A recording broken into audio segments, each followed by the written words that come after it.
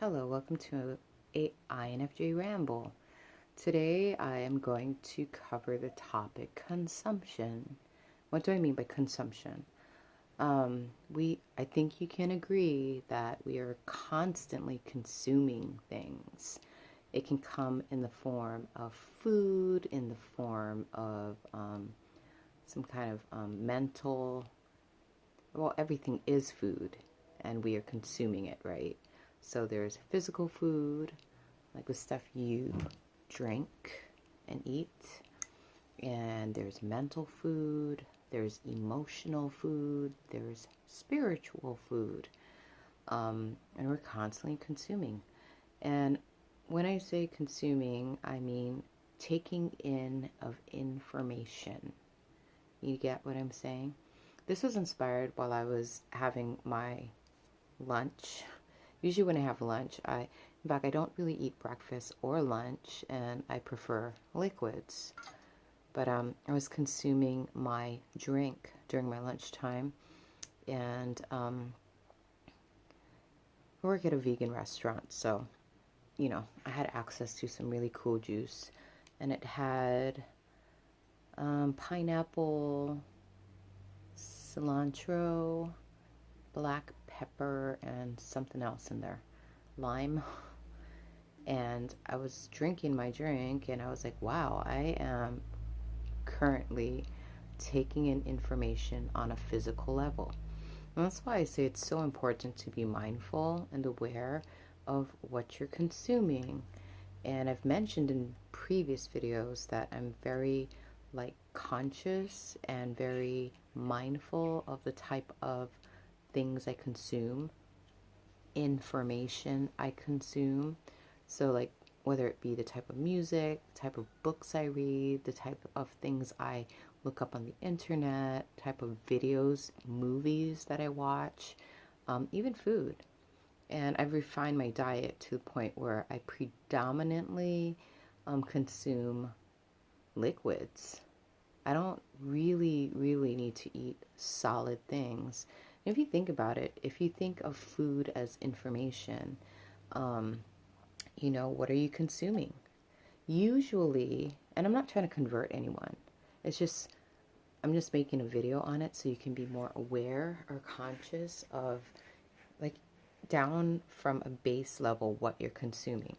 So, if you're consuming things with preservatives and artificial flavor and sugar, just keep in mind, like, your body is taking that in on a cellular, molecular level, and it's processing that information. I even read books, and I believe it to be pretty valid that when you consume meat, and I'm not trying to say like, oh, be a vegan or be a vegetarian, be whatever frick you want to be, okay? There's different levels and degrees and dimensions of everything, and wherever you're at is completely fine. For me personally, I prefer liquids, and I prefer to not eat breakfast and not eat lunch and consume maybe this much for dinner, you know, because I do not want to congest my body with unnecessary information in the form of food. But anyways, going off topic.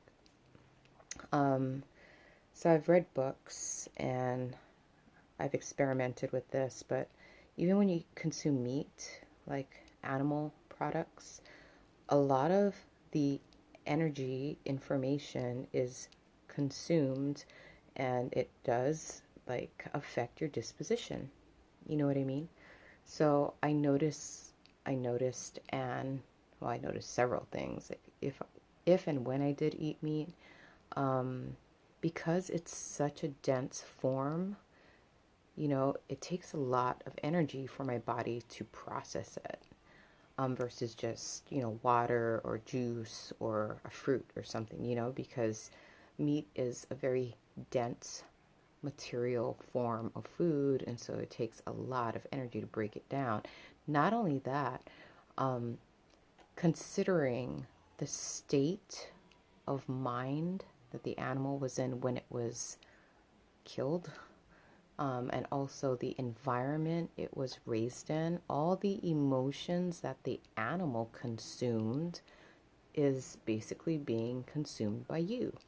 And that's, and I mean, if you think about it, that's why we're all interconnected, you know, there's never really any separation. I mean, you as yourself are a completely individual person. However, everything you interact with um, or consume is directly connected to something else. So we're all interconnected. Yeah, so there's books. I mean, because there's different levels and degrees of evolution, you can study like the type of food that you consume and the effects of it. I think I made a video a while ago on this. Um, and I'm not an expert by any means, but I think in Sanskrit they break it down into three types of dispositions. So you have the tamas, the rajas, and the sattvas. So tamas is just really, really low vibrational frequency. And, you know, depending on your diet, depending on the media you're consuming, the company you keep, the atmosphere that you choose to be in, it can have a really like huge impact on where you are at your level of consciousness. And it's not, I'm not saying to like do this huge change, you know, because I think in one way or another, we are all aspiring for change, whether we are aware of it or not, whether we are proactively like putting in the work to evolve ourselves. We're all in some way, shape, or form looking to change, you know. But yeah, so I don't know. I don't really want to go into like the details. If you're interested, just look up Tama, Tamas, Rajas, and Sattva.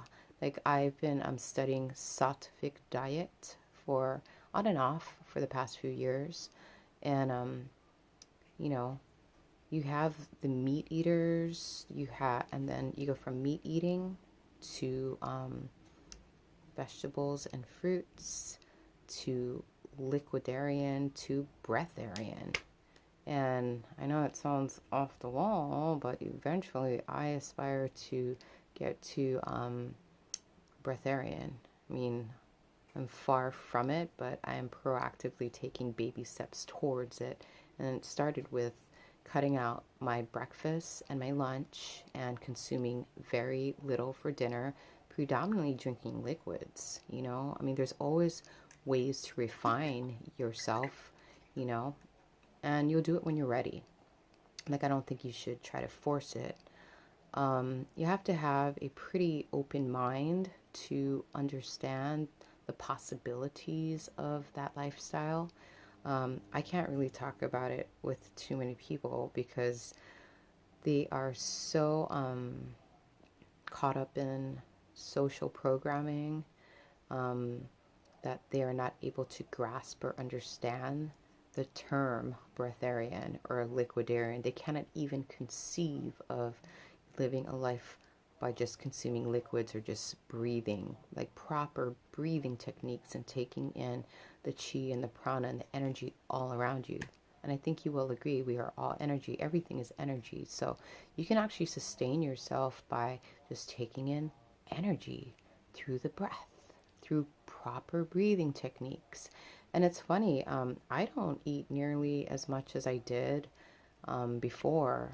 And I feel like I still have a pretty like good level of energy. I mean, and it's funny, I also am more aware of how I expend my energy, you know, if something is worth my energy and time or not. And if it's not, you know, and I can tell like what is and what isn't. If it's not, then I just don't even guilt trip myself. I just don't participate, you know, I don't play the game. It's not even worth it to me, you know, and I don't feel guilty about it because I know that it's not going to lead me anywhere, you know, to participate in things that are detrimental to me and my well-being. Anyhow, I'm going to stop talking, but just food for thought, literally food for thought. Anyhow, Have a beautiful night. Thank you for watching. Blessings to one and all. Amen.